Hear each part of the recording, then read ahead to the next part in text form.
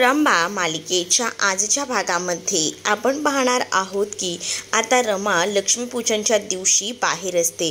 जेव्हा रमा घराबाहेर असते तेव्हा घडलेल्या सगळ्या प्रसंगाला तिला आता सामोरं जावं लागत असतं आणि तिला ते सगळे प्रसंग आपल्या डोळ्यासमोर आठवत असतात आणि त्यामुळेच ना तिला वाईट वाटत असतं।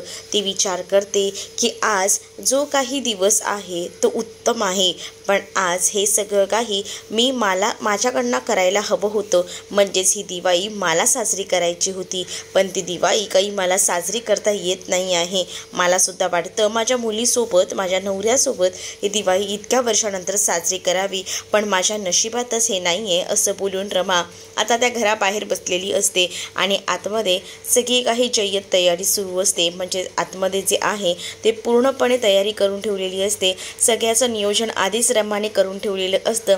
तर दुसरीकडे मात्र आता खूप छान अशी तयार मालविका झालेली असते। लक्ष्मीपूजन आता तिच्या हस्ते करायचं असतं असं काहीचं इरावतीचं ठरलेलं असतं आणि म्हणूनच मालविकाने लाल रंगाची साडी नेसलेली असते, तर इरावती मात्र तिची दृष्ट काढत असते आणि खूपच सुंदर दिसते असं बोलून तिचं कौतुक करत असते आणि त्याच वेळेला तिला पूजेचा मानसुद्धा दिला जात असतो। आणि जेव्हा आता इरावतीने जे ठरवलेलं आहे ते एकदम सक्सेस झालेलं आहे हे जेव्हा आता खूपच जास्त आनंद होऊन मालविकाला समजतं, तेव्हा आता मालविका ही खूपच जास्त खुश झालेली असते। मालविका म्हणत असते की मला कळतंय की हा सगळा काही हक्क माझा आहे, पण त्याच वेळेला मुद्दामून तिकडे आता काका आणि मावशी आलेले असतात आणि त्यांना काही झालं तरी हे अधिकार जे आहेत ना ते मिळू द्यायचे नसतात, ते म्हणजे मालविकाला। कारण या सगळ्याची जबाबदारी जी आहे ती खरं तर रमाची आहे, पण या सगळ्या गोष्टी हे करून घेत आहेत याचाच खूप जास्त राग जो आहे तो खरं तर आता आलेला असतो आणि म्हणूनच ना इकडे काका आणि त्यासोबत मावशीला या सगळ्याचा राग येतो आणि आता मावशी आणि काका इरावतीला सुनावत असतात आणि त्याचसोबत या मालविकाला सुद्धा भरपूर काही बोलतात। मालविकाला जेव्हा ते सगळं काही बोलतात ना तेव्हा मात्र मालविकाला खूप जास्त राग येत असतो, पण तरीसुद्धा आता मालविका जी आहे ती शांत असते।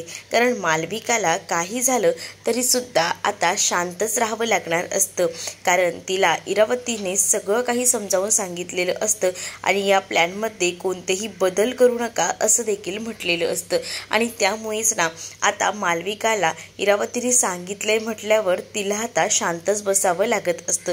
आणि जेव्हा हे सगळं काही घरात घडत असतं ना तेव्हा मात्र आता इकडे चरी रमा ही घराबाहेर असते, कारण रमाला तिचे अधिकार आणि या सगळ्या काही गोष्टी मिळत नसतात आणि तिला या सगळ्या गोष्टी मिळायला हव्यात यासाठी मावशी आणि काका झटत असतात। तर दुसरीकडे मात्र आता पाहायला मिळतं काका जे आहे ते मात्र मालविकाला खूप सुनावतात आणि एखादी गोष्ट जर ठरवली ना रमाने तर ती कशी मिळू शकते त्यासाठी दुसरा काही ऑप्शन निवडायला लागला ना तरीही देखील चालत असतं असं देखील आता म्हटलं जात असतं। तर पुढे मात्र आता पाहायला मिळतं तिकडनं काका आणि मावशी निघून गेल्यानंतर इरावती ही मालविकाला समजवत असते आणि म्हणत असते की नाही, हायपर व्हायचं नाही, ज्या काही गोष्टी झाल्या आहेत ना त्यांना सामोरं जायचं। तुला तर माहिती आहे ना हे सगळं काही मुद्दामून केलं जातंय तुला हे करण्यासाठी, पण तू सुद्धा तितकीच हुशार आहेस ना, आज मूड ऑफ करायचं नाही, आज एकदमच फ्रेश राहायचं असं देखील आता इरावती मालविकाला सांगत असते। त्यावर मालविका छोटीशी स्माईल देते आणि ती सुद्धा एकदम हसतमुख चेहऱ्याने आता बाहेर जायला निघते। दुसरीकडे मात्र आरोहीला तिची आई नाही आहे या गोष्टीचा खूप जास्त कंटाळा आलेला असतो आणि रागसुद्धा येत असतो। म्हणजे तिला असं वाटत असतं की या सगळ्या ह्याच्यामध्ये तिची आईसुद्धा असायला हवी, पण तिची आई आता तिथे नसते आणि त्यामुळेच ना खूपच जास्त राग संताप तिला येत असतो। पण त्यानंतरसुद्धा आता इकडे जेव्हा इरावती समजावते तेव्हा का होईना आरोही तेवढ्यापुरती शांत बसते, पण आरोहीला असं वाटत असतं की आपली आईसुद्धा आपल्यासोबतच या दिवाळीच्या सणाला असायला हवी, पण ही नसते। त्यामुळेच ना खरं तर खूप जास्त दुःख जे आहे ते आरोहीला होत असतं, पण इरावती तिचं दुःख काय समजणार, कारण तिला फक्त स्वतःचे गेमच तर साध्य करायचे असतात आणि त्यासाठी ती कुठल्याही थराला जात असते। मात्र आता आरोही खूप जास्त नाराज आहे हे अक्षयने चांगलंच ओळखलेलं असतं, म्हणूनच अक्षय जो आहे तो मात्र आरोहीला समजवायचा प्रयत्न करत असतो आणि तो बाहेर असणाऱ्या रमाला सुद्धा पाहतो। तिला सुद्धा बघून आता त्याच्या अक्षयच्या डोळ्यात पाणी आलेलं असतं, कारण आपली मुलगी आपल्या आईसोबत दिवाळी सण साजरा करू पाहते, पण आज तिची आई बाहेर आहे. तर आता आरोही कोणाचंही ऐकत नाही. आरोही डायरेक्टच आता घराबाहेर जाते आणि त्याचसोबत रमाला जाऊन भेटते. ती म्हणत असते की आई, मला सुद्धा आज या दिवाळीचा सण तुझ्यासोबत साजरा करायचा होता, पण हे सगळं बघ ना काय चालू आहे. नाही ग आई, तू मला हवी आहेस काही झालं तरीसुद्धा, असं देखील आता आरोही बोलत असते. त्यावर रमा आरोहीला समजावत असते आणि बाळा, इतक्या सगळ्या गोष्टींचा लोड घ्यायचा नाही. त्याच वेळेला अक्षय बाहेर तोरण लावायला आलेला असतो, तर रमासुद्धा तिथे जाते आणि आरोहीला उचलून घेत तोरण लावायला अक्षयला मदत करते. त्याच वेळेला रमा आता आरोहीला सांगते की या वर्षीची दिवाळी आपण दोघांनी मिळून साजरी केली नाही म्हणून काय झालं, दरवर्षी आपण दोघंही जण एकत्रच असू, मग तर झालं ना. मग प्रॉमिस ना आई, तू माझ्यासोबत असशील ना दरवर्षी दिवाळीत, असं देखील आता आरोही विचारू लागते. त्यावर रमासुद्धा तिला प्रॉमिस देत म्हणते की हो बाळा, मी असणार आहे तुझ्यासोबत दिवाळीत. त्याबरोबर अक्षय जो आहे तो मात्र आता रमाकडे पाहतच राहतो, कारण त्याला कळत नसतं की ही तर हिला सांगून बसत आहे की हे असणार आहे दरवर्षी, पण पुढचं काय, आता तर इथे आम्ही आहोत म्हणून ही आहे, मग पुढच्या गोष्टी कशा मॅनेज करायचा हा प्रश्न खरं तर अक्षयच्या डोक्यात सुरू असतो. दुसरीकडे रमा जी आहे ती मात्र आता आरोहीला समजावते आणि आरोहीला म्हणते की नाही टेन्शन घ्यायचं, जायचं आणि आतमध्ये छान एन्जॉय करायची लक्ष्मीपूजा, काही असेल तर मला येऊन सांगायचं, असं देखील आता म्हटलं गेलेलं असतं. आणि आता एवढं सगळं जिप्पा रमा आरोहीला सांगते, तेव्हा आरोही पळत पळत आतमध्ये जाते, कारण तिला आता तिच्या आईने समजावलेलं आहे म्हटल्यावर तिला तर आता आतमध्ये जावंच लागतं. दुसरीकडे अक्षय तोल जाऊन पडणार तेच रमाने त्याला सावरलेलं असतं. त्याच वेळेला रमाच्या हाताला थोडंफार लागतं, म्हणून अक्षयने आता रमाचा हात हातात धरलेला असतो आणि तो रमाचा हात पाहत असतो की तिला काही लागलं तर नाही ना. पण आता रमा त्याच्याकडे बघत असते आणि त्याच्यामध्ये हरवून सुद्धा जाते. तर दुसरीकडे मात्र आता पाहायला मिळतं रमा ही अवघडलेली असते, तिला सुद्धा आतमध्ये जायचं असतं ह्या पूजेकरिता, पण रमाने आधीच पूर्णपणे पूजेची मांडणी केलेली असते. त्याच वेळेला आता रमाने पूजेची मांडणी केली, अजूनही रमाला सगळ्या गोष्टी लक्षात आहेत.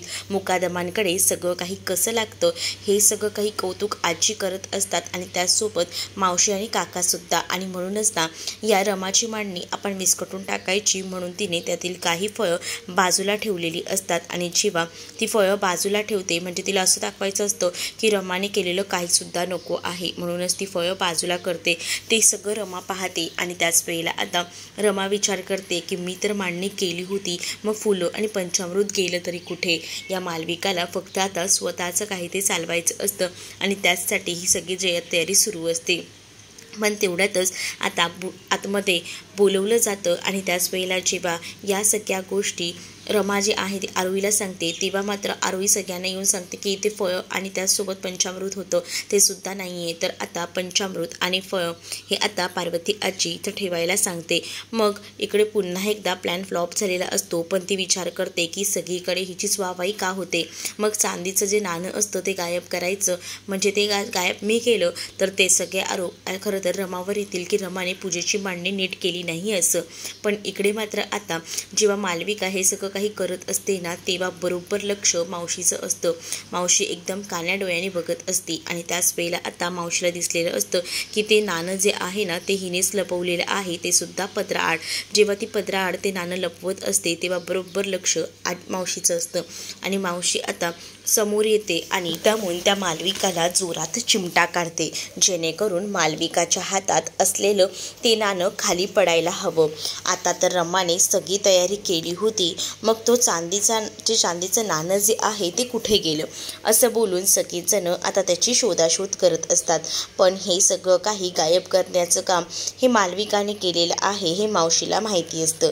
म्हणूनच तर मावशी आणि काका हे दोघंही जण बोलत असतात आणि त्याच वेळेला मावशी ठरवते की जाऊन मालविकाच्या हाताला चिमटा द्यायचा, म्हणजेच मालविकाने जे काही हातात लपवून ठेवलेलं जे नाणं आहे ते बरोबर ऑटोमॅटिकली खाली पडेल आणि जेव्हा ते नाणं खाली पडेल तेव्हा आपल्याला समजेलच ना की कोणी काय केलं आहे ते, मग चोरी तर समोर येईलच असं देखील आता म्हटलं जातं.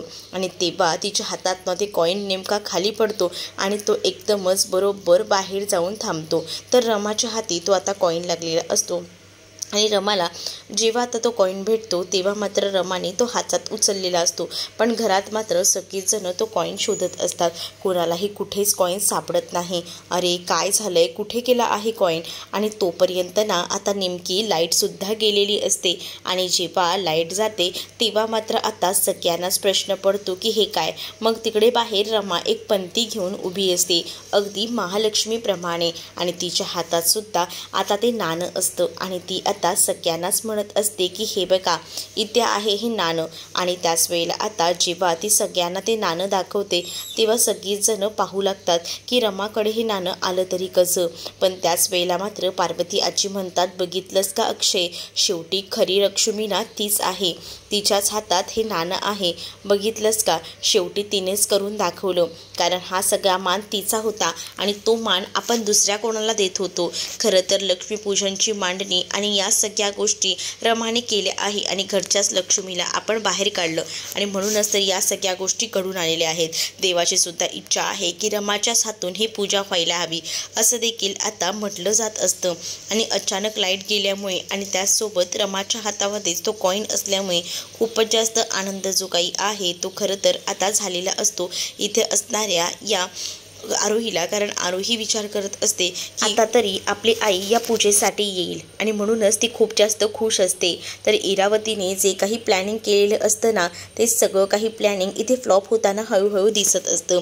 अर्था आणि सगळेच जण खुश असतात. अक्षयला पार्वती आजी सांगत असते की जा अक्षय, बाहेर जा आणि एक काम कर, पटकन जा आणि तिला घेऊन ये, कारण तिचेच हे सगळे अधिकार आहेत आणि तिला मिळायला हवेत.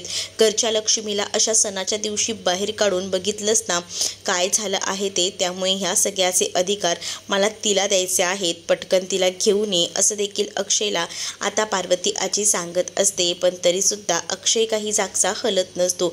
अक्षय जागचा हलत नाही हे बघून इथे इरावती आणि मालविका तर खुश होते. मात्र आता तिची माफी मागण्यासाठी आणि पुन्हा तिला घरात घेण्यासाठी सीमाच पुढे सरसावते.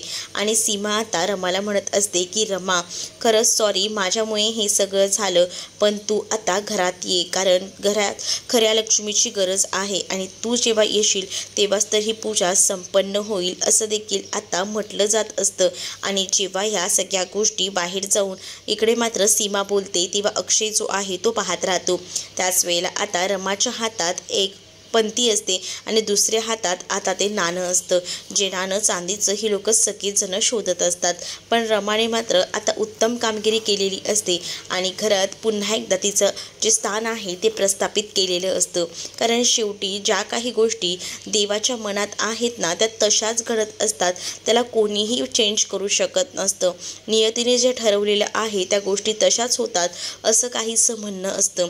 तर रमाला आता आदराने आणि त्याचसोबत मानाने पुन्हा एकदा घरात यायला सीमा सांगत असते. सीमा रमाला म्हणत असते की ज्या काही गोष्टी झाल्या त्याची मनापासून मी माफी मागते, पण अशी तू बाहेर थांबू नकोस, चल आतमध्ये. आणि तिला आतमध्ये घेऊन गेलं जातं.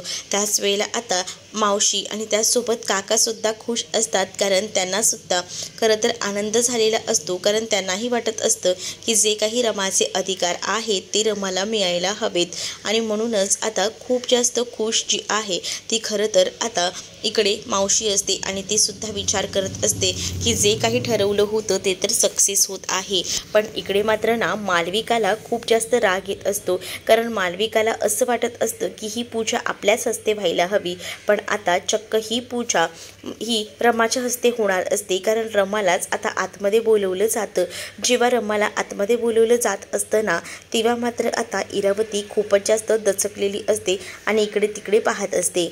तर सीमा ही रमाला घेऊन मानानं घरी येते। त्याच वेळेला आता मालविका एकदमच रडकुंडीला आलेली असते। तिचं तोंड अगदीच पाहण्यासारखं असतं। रमाच्या हातातला दिवा हवेने विझत असतो, पण त्याच वेळेला जेव्हा रमा गृहप्रवेश करते ना, तेव्हा अचानक घरात लाईट्सही येतात। म्हणजे अगदी घरात गृहलक्ष्मी आली आहे। उत्तम चांगल्या पावलाने असंच तो संदेश मानला जातो। आणि त्याच वेळेला आता मात्र हा संकेत मानला गेल्यामुळे दुसरीकडे आता पाहायला मिळतं मावशी आणि काकासुद्धा खुश असतात आणि त्यामुळेच आता पुन्हा एकदा खूप जास्त अशी मुकादमांच्या घरात दिवाळी धूमधडाक्यात साजरी होणार असते। पार्वती आजी सीमा ह्या देखील खुश असतात, मात्र आता इरावतीचा पूर्णपणे प्लॅन हा चेंज झालेला असतो। त्यामुळे इरावती भयंकर चिडलेली असते।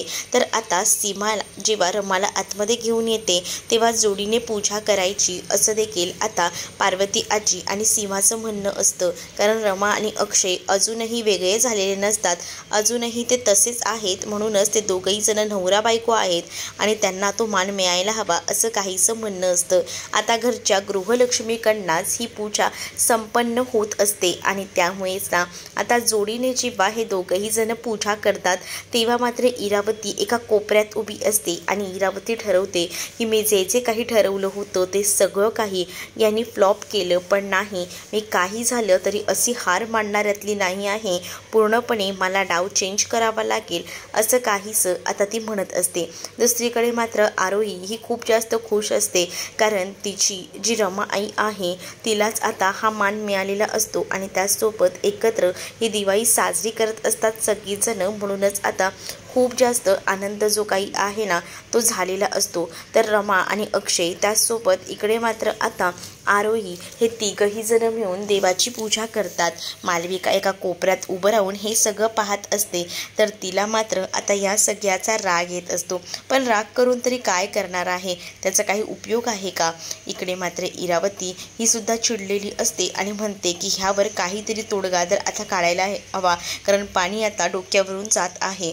म्हणूनच ती आता ठरवते की अक्षय आणि त्याचसोबत या मालविकाचा साखरपुडा उरकून टाकायचा आणि त्यासाठी तिने आता साखरपुड्याची तयारीसुद्धा केलेली असते। आणि जेव्हा तिने साखरपुड्याची तयारी केलेली असते तेव्हा अंगठी आणलेली असते आणि पण ती अंगठी जी आहे ना ती आत्ता इकडे या आरोहीच्या हाती सापडते। आरोही ती अंगठी घेऊन येते आणि रमाला ती अंगठी देते आणि रमाला ती अंगठी घालायला सांगते आणि म्हणते बहुतेक बाबांनीच तुझ्यासाठी ही अंगठी आणलेली आहे, आई अंगठी घाल ना। मग रमाने ती अंगठी घातलेली असते। बाहेर सगळीजण तयार असतात। मालविका खूप जास्त खुश असते, कारण तिची आज अक्षयसोबत एंगेजमेंट होणार असते।